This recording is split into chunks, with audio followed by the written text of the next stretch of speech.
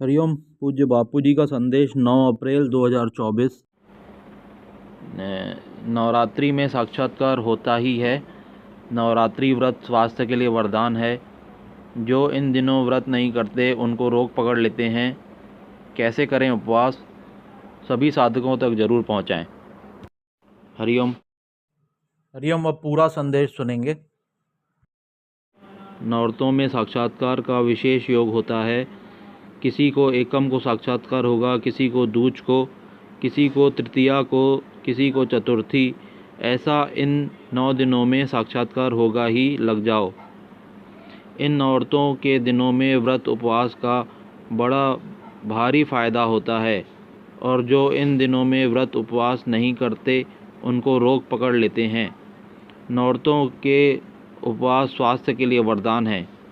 मोटे लोग जो हैं, डायबिटीज़ नहीं है, बुढ़ापा नहीं है, कमज़ोरी नहीं है, उपवास रख सकते हैं तो रखें। पतले लोग ज़रा दूध, फल, किशमिश, द्राक्ष आदि खाया करें। नवरात्रों के उपवास करें तो पहले अन्न छोड़ दें। 2 दिन सब्जियों पर रहें, फिर 2 दिन फल पर रहें, फिर फल भी थोड़ा कम करके जल पर रह सकें तो अच्छा है। और इन दिनों गुनगुना पानी पिया करें। ठंडे पानी से जठरा मंद हो जाती है।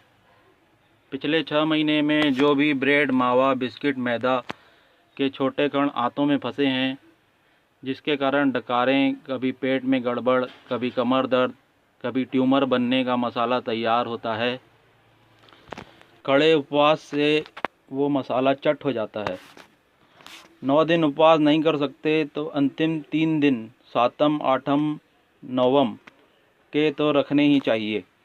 शरीर के अंदर जो विजातीय द्रव्य इकट्ठे हुए हैं, ऋतु परिवर्तन हो रही है तो उपवास करके विजातीय द्रव्यों को भस्म कर दें, ताकि सर्दी में पुष्टि को बल को धारण करने की क्षमता शरीर की बढ़ जाए। फिर शारीरिक फ़ायदे तो होते हैं, मनोबल भी बढ़ता है, शरीर बल भी बढ़ता है, बुद्धि बल भी बढ़ता है, ज्ञान बल भी बढ़ता है।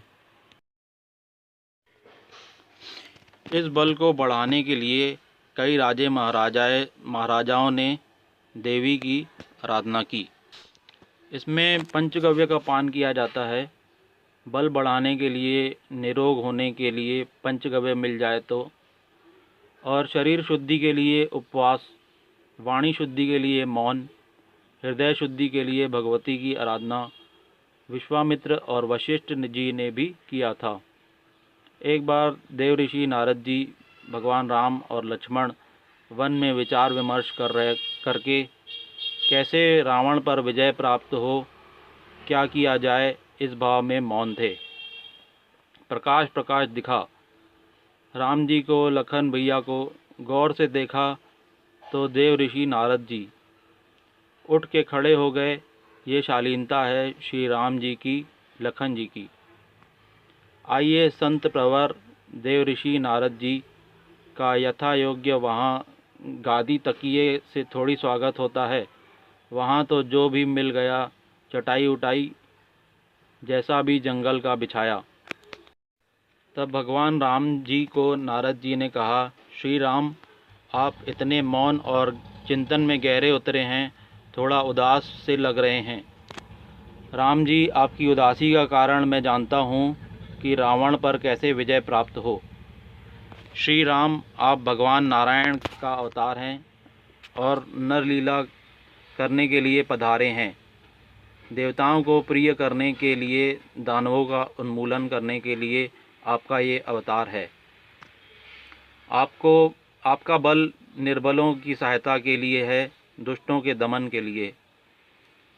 जो व्यक्ति बल अपने लिए मानता है वो भोगी बन जाता है और बंधन में आ जाता है, और आप कभी अपने लिए नहीं मानने वाले महान अवतार हैं।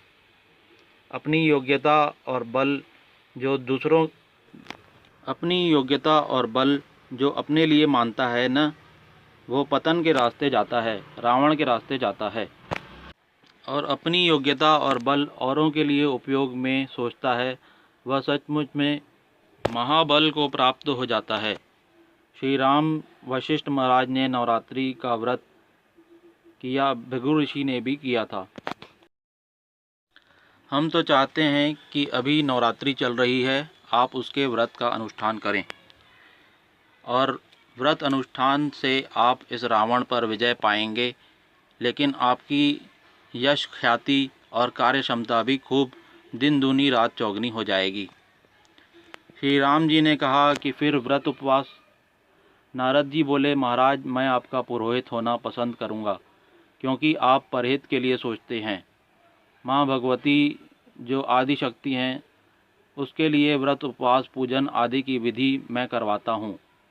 समतल धरती हो, वहाँ पर्वत पर समय पाकर नारद जी ने भगवान राम को और लक्ष्मण भैया को नौरतों के व्रत उपवास और पूजा विधि से संपन्न किया। उसके बाद रावण पर लड़ाई में सफलता हुई। चैत्र नवरात्र में व्रत उपवास हुआ, फिर वध। दशहरा रावण का हर 12 महीने में रावण को जलाया जाता है। तो रावण माना अपने बल का अपने लिए उपयोग, शरीर को मैं मानना, जो पैदा हुआ उस शरीर को मैं मानते हैं, पैदा होने वाली वस्तुओं को मेरा मानते हैं, मिटने वाले शरीर को मैं मानना, मिटने वाली वस्तु व्यक्तियों को मेरा मानना, वो भवबंधन में पड़ता है।